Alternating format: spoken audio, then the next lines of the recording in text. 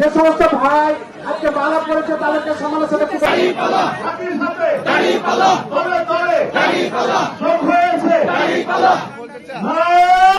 ভাইরা যোগদানকৃত ভাইরা ছাড়া কোন দায়িত্বশীল বা কর্মীরা উপরে থাকে না।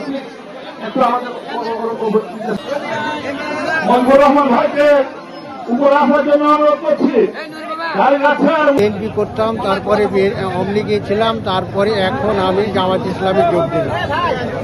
আমার লাইফে আমি 25 বছর থাকলাম, আমি বিএনপি ছিলাম, কোনো মানে সিদ্ধান্ত পাইনি, ভালো পাইনি। আমি জামাত দলে ভালো পাইছি, আমি সেখানে আমি ভর্তি হয়েছি, তাতে আমি এখানে ভোট দেওয়া দেব।